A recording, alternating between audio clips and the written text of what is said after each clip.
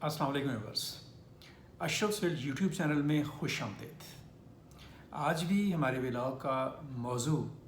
Middle east यानी मशरक़ वस्ता की सूरत हाल है और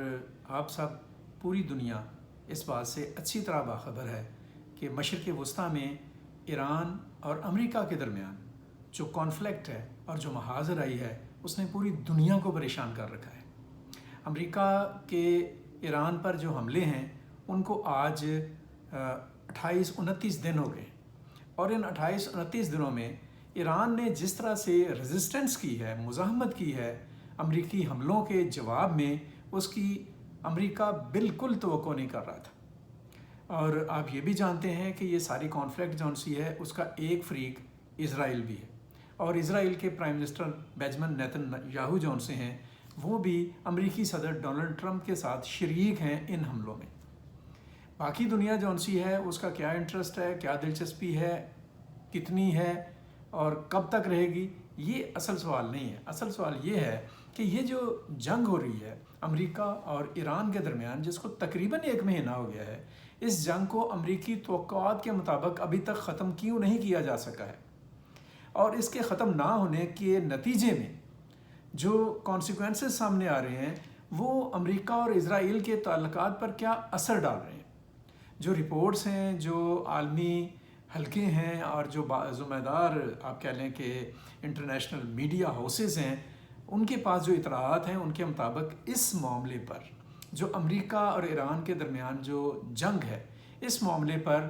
अमरीकी इंतज़ामिया और इज़राइली इंतज़ामिया के दरमियान एक रिफ्ट भी पैदा हुई है। ख़ास तौर पर अमरीकी नायब सदर J.D. वैंस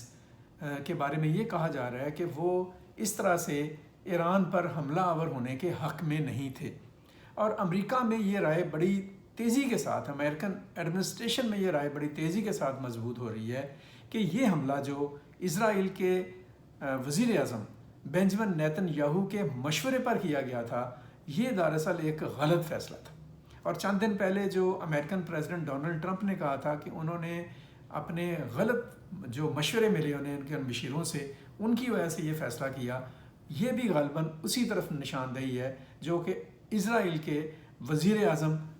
नेतन्याहू जौन से हैं उनके किरदार पर है। बताया यही गया था, कहा यही गया था, बड़े मुसद्दक़ा तरीके से, बड़े तसल्ली बख्श तरीके से ये कहा गया था कि ईरान शायद अमेरिका के हमले के एक झटके को ही बर्दाश्त ना कर सके और ज़मीन बोस हो जाएगा। ईरानियन रजीम जौन सी है वो मुल्क से फ़रार हो जाएगी।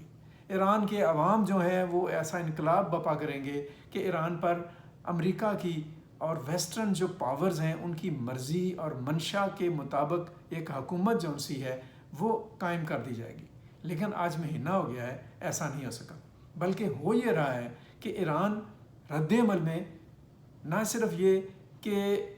अपना दिफा कर रहा है, बल्कि इस ख़िते में जो अमेरिकन आप कह लें कि पॉइंट्स हैं या अमरीकी अड्डे जौन से हैं, फ़ौजी अड्डे, उन पर भी हमलावर है। और इस हवाले से उसके जो पड़ोसी मुल्क हैं, सऊदी अरब है, कतर है, UAE है और दीगर जो ममालिक हैं, उन पर भी हमले हुए हैं ईरान की तरफ से। इवन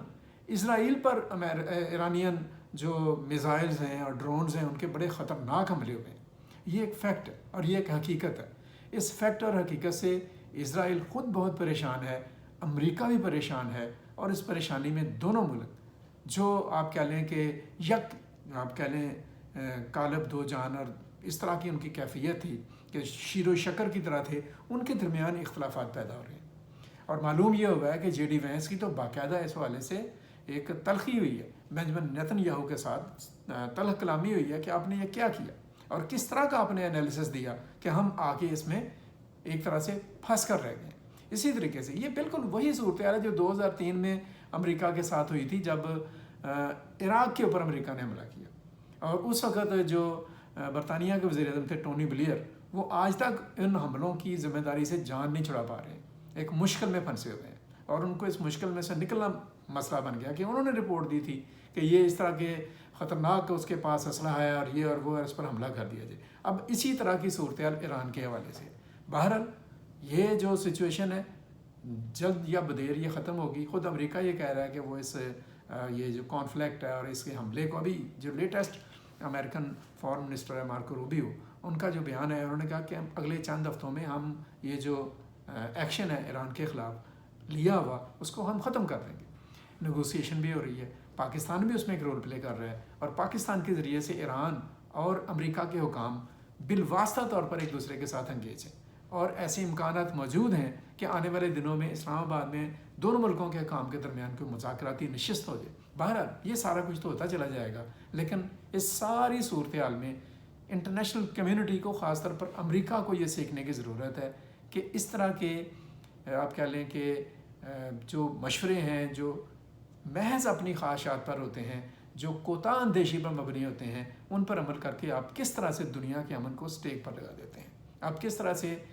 دنیا کو امن سے اور سلامتی سے اور ایک پرسکون ماحول سے دور کر دیتے ہیں. یہ بہت اہم کویسچن ہے، اور اس کے اوپر امریکہ کو اور دیگر عالمی طاقتوں کو غور کرنے کی ضرورت ہے. اور اس حوالے سے یہ بھی دیکھنے کی ضرورت ہے کہ آپ کسی کو بظاہر کمزور کر کے ایک لمبی سینکشنز اس کے اوپر ڈال کر اس کو کمزور بنا کر اس پر حملہ ور اگر آپ ہو جائیں اور یہ سمجھیں کہ ہم پہلے ہی حلے میں سارا کچھ کر جائیں گے، تو کبھی کبھی ایسا نہیں بھی ہوتا، جیسا کہ ایران کے کیس میں ہو رہا ہے. بہرحال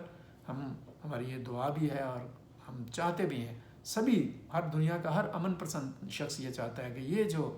پرابلم بنی ہوئی ہے مڈل ایسٹ میں، اس کو جلد سے جلد ختم ہونا چاہیے. یہ نہ صرف یہ کہ ایران کے لیے مسئلہ ہے، امریکہ کے لیے مسئلہ ہے، مڈل ایسٹ کے لیے مسئلہ ہے، بلکہ پوری دنیا کی اکانومی اور سیکیورٹی کے لیے ایک بہت بڑا چیلنجر مسئلہ ہے. بہرحال اس حوالے سے مزید ڈیولپمنٹ اور نئی بات جو بھی ہوگی وہ ہم آپ کے ساتھ ڈسکس کریں گے اگلے ولاگز میں. اب تک کے لیے اتنا ہی، مجھے اجازت دیجیے گا، اپنا خیال رکھیے گا. اللہ حافظ. پاکستان پائندہ باد.